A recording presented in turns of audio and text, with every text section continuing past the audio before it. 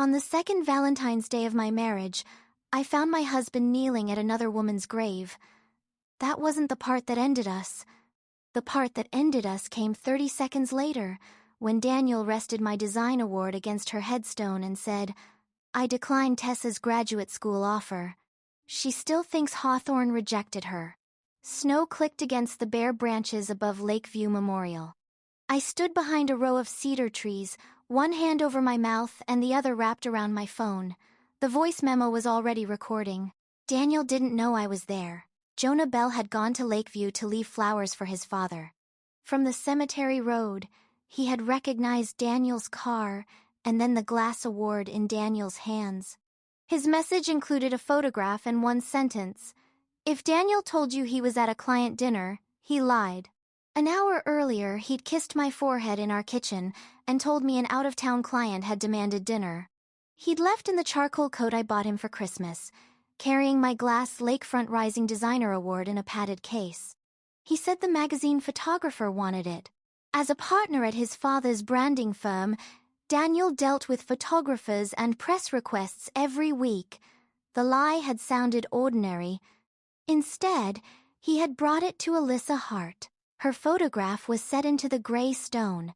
She looked 23, maybe 24, with dark curls, a crooked smile, and the easy confidence of someone who had no idea she would never grow older.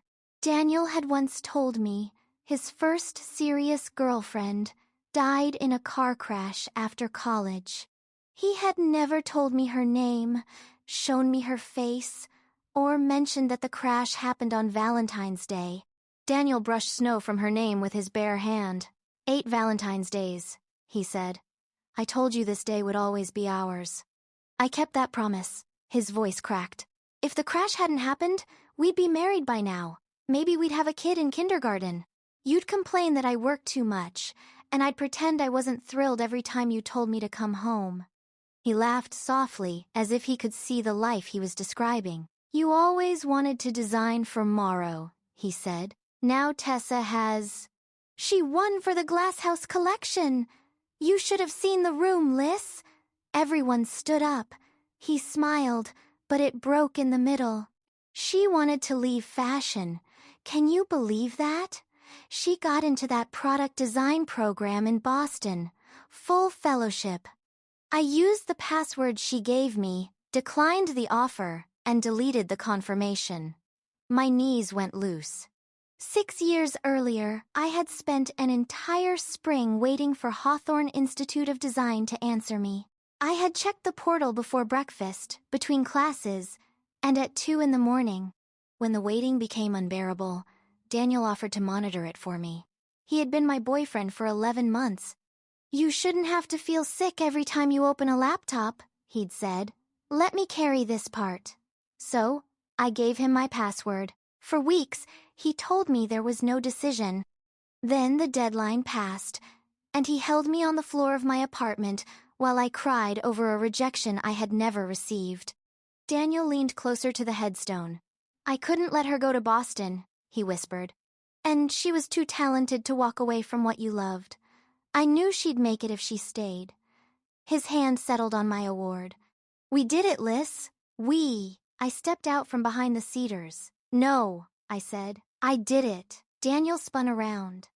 For one naked second, his face showed exactly what he felt. Not shame. Fear of being caught. Tess. He stood too quickly and nearly slipped on the frozen ground. What are you doing here? Jonah Bell saw you from the road.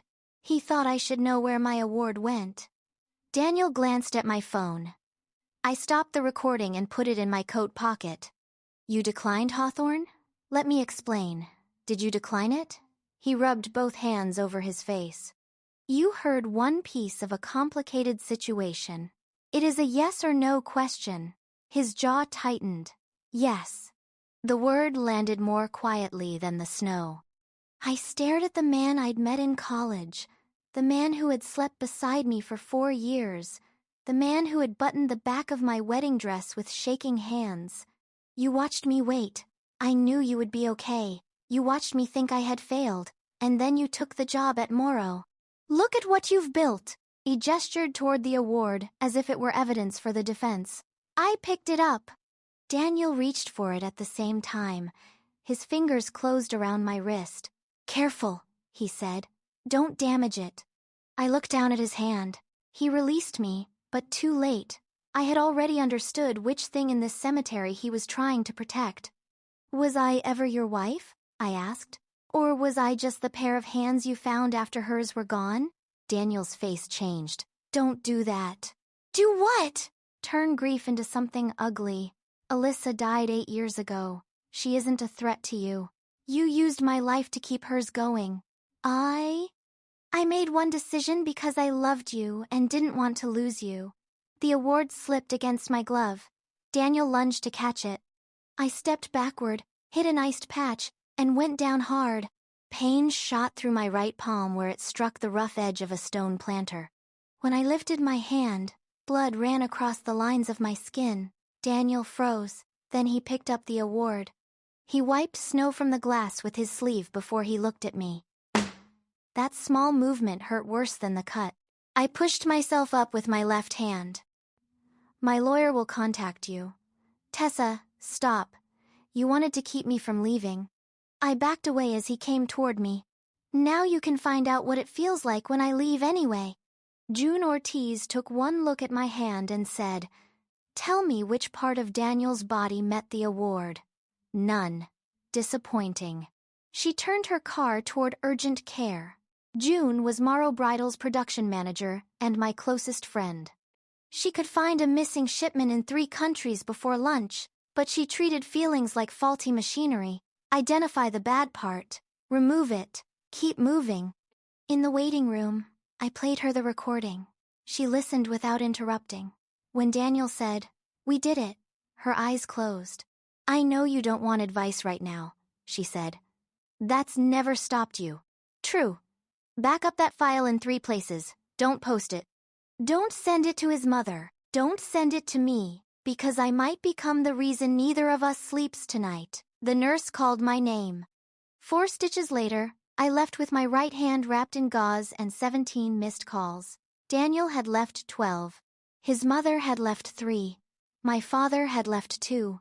Within hours, he had begun building a room full of people who could tell me I had misunderstood my own life. I went home with June instead. Daniel appeared outside her apartment before midnight.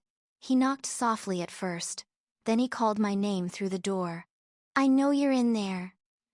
June looked at the baseball bat beside her coat rack. Decorative, she said. Put it down. I haven't picked it up. I opened the door as far as the security chain allowed. Daniel stood in the hall holding a paper bag from the Thai restaurant where we'd had our first date. His hair was wet with melting snow. I brought your usual, he said. You don't get to use noodles as a reset button. His mouth tightened. Can we speak privately? No. He looked past me at June. This is our marriage. It was also my admission offer. He lowered his voice. I know what I did was wrong. Do you? I should have told you about Alyssa. I should have told you I visit her. That isn't the question I asked. Daniel stared at the floor for a moment. You were going to leave Chicago, he said. You were already drifting away. All you talked about was Hawthorne, the labs, the faculty, the life you were going to have in Boston. I asked you to come with me. My father had just made me a partner, and your career mattered more. I was thinking about our future. You were thinking about the future you wanted. He pressed his lips together as if I were being difficult on purpose. That expression was familiar. I had seen it when I wanted to repaint the condo, when I questioned a joint investment, when I said I wasn't ready to have a baby. He would go quiet until I mistook the absence of an argument for agreement. Alyssa wanted to work at Morrow, he said. She had a gift. When she died, all that possibility disappeared. Then I met you, and you had that same spark. You mean I was useful? I mean, I believed in you. You believed in the version of me that could finish her story. Tessa, she is dead. And somehow she still got more say in my life than I did. He flinched. I closed the door. The next morning, June drove me to the condo while Daniel was supposed to be at work. I packed passports, tax records, my mother's sewing tin, and every sketchbook I had kept since college. Daniel came home before we finished. He stood in the bedroom doorway while June folded my clothes into suitcases with military precision. "You don't have to make this permanent," he said. I kept packing. "Tessa, please." He crossed to the closet and pulled a cedar box from the top shelf. I had never seen it before. He lifted the lid just far enough for me to glimpse yellowed paper and a black sketchbook tied with ribbon. "This is Alyssa's," he said. "I can show you. You aren't a copy of her." On the open page, a bridal jacket curved away from the body in a high translucent collar. My glasshouse collection used the same curve. Daniel snapped the lid shut. June stopped folding. "Where have I seen that drawing?" I asked. "You haven't." I remembered a folder Daniel had sent me 2 years earlier, when I was stuck on the collection. Museum glass. Conservatory roofs. A close-up of a vintage sleeve. The high collar had been there, disguised as an image Daniel called inspiration, instead of the sketch it came from. "How much of her work did you feed me?" "That isn't what happened. Give me the box." He held it against his chest. June moved between us. "Don't." Daniel wasn't looking at her. He was looking at my bandaged hand. "I helped you," he said. "You were blocked, and I helped." With her ideas. With ideas that would have died in a box. The room became very still. I zipped my suitcase. "Keep it," I said. "My attorney will ask for it." By noon, I had retained Renee Patel, a divorce lawyer with square glasses and no interest in dramatic revenge. Her first instruction was to preserve the original recording. Her second was not to threaten anyone with it. Her third was to change every password Daniel might know. I did all three. Then I emailed Hawthorne Institute's admissions office. I wrote only facts. My name, the program, the year I applied. A request for any surviving record of the decision and the response made through my account. When I pressed send, my injured palm throbbed beneath the gauze. For the first time in 6 years, I allowed myself to ask what had really happened to the door I thought was closed. Daniel's mother called from a number I hadn't blocked. "Alyssa was practically our daughter," Diane Mercer said. "We lost her too." I stood in June's kitchen, eating cereal at 3 in the afternoon because I had forgotten breakfast and lunch. "Did you know Daniel visited her every Valentine's Day?" Silence. "Diane? He needed one day." "Did you know he told me he was working?" "We assumed you knew he wasn't ready to discuss it."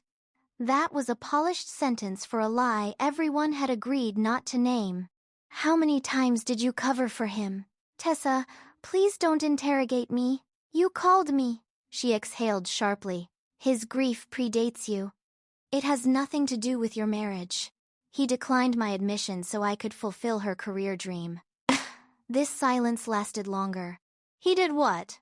"Diane knew about the grave. She knew nothing about Hawthorne. That distinction mattered.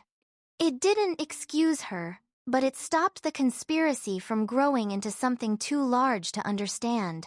Daniel's best friend Mark admitted he had invented 2 client dinners and 1 flat tire. He said Daniel always came home after the cemetery. He said nothing physical had happened. He said Alyssa was dead, as if death were a moral credential. I blocked him too. 3 days later, my father asked me to come to his house in Aurora. "Ruth is worried about you," he said. Mentioning Ruth was what got me there. Daniel's car was in the driveway. I almost kept driving. Then Ruth came onto the porch in slippers, saw my face, and looked back toward the living room. "Frank," she called. "You told me Tessa invited him." My father appeared behind her. "Everybody needs to calm down. I should have left." Instead, I walked inside, because some stubborn part of me still wanted my father to hear the whole story and choose me. Daniel sat on the couch with untouched coffee in front of him. My father took the recliner, the seat that made him look like a judge. "He went to a cemetery," Dad began. "I visit your mother every year. You tell Ruth when you go." "That's different." "Why?" He frowned. "Because it is. Ruth sat beside me at the dining table. I told them about Hawthorne. I told them about the portal and the fellowship. I played the section of the recording where Daniel admitted what he had done. Dad shifted in his chair. I don't understand all these online systems, he said, but you have a good career now. Maybe he saw something you didn't. Ruth stared at him. Frank, I'm not saying he handled it right. I'm saying marriage is bigger than one bad choice. It wasn't his choice, Ruth said. He was thinking about their future. He was thinking instead of her. Dad looked irritated. Ruth rarely interrupted him. Daniel leaned forward, his hands clasped. I knew Tessa could make it in fashion. She was brilliant even when she doubted herself. If she'd gone to Boston, we would have ended. Did she say that? Ruth asked. We were 24. Long distance doesn't work. So you lied before she could decide whether to try. Daniel's voice sharpened. I loved her. Ruth glanced at me. He keeps saying that as if it answers a different question.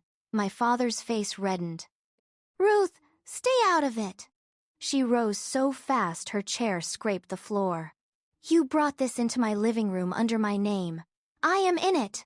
No one spoke. Ruth walked to the hallway closet and returned with a blue metal sewing tin. I had packed it from the condo, but June had given it to Ruth for safekeeping after I left a suitcase in her car. The tin had belonged to my mother. By the time I was 16, rheumatoid arthritis had stiffened her fingers so badly that ordinary buttons could make her cry. I used to replace them with loops, wide tabs, and crude magnetic clasps from the hardware store. Those experiments were why I had applied to product design instead of a fashion master's program. I wanted to make beautiful things that didn't punish people for needing help. Ruth placed the tin in my lap. Your mother kept every ugly little prototype, she said. They were very ugly, terrible. She showed them to everybody. A laugh escaped me before I could stop it. Daniel watched us. I never said you couldn't make those things, he said. I opened the tin. Inside were spools of thread, bent hooks, 2 wide zipper pulls, and a square of blue fabric with a crooked magnetic closure. You decided which part of me deserved a future, I said. That's not fair. You were willing to lose every version of me that didn't fit your plan. Dad stood. You are blowing up your life over something that worked out. There it was, the old rule of my childhood. If the ending looked acceptable to him, nothing done to get there counted. I closed the tin. Ruth, are you coming? She picked up her purse. Dad blinked. Where are you going? To get pie, Ruth said. Your daughter hasn't eaten. She followed me out without asking permission. Daniel didn't.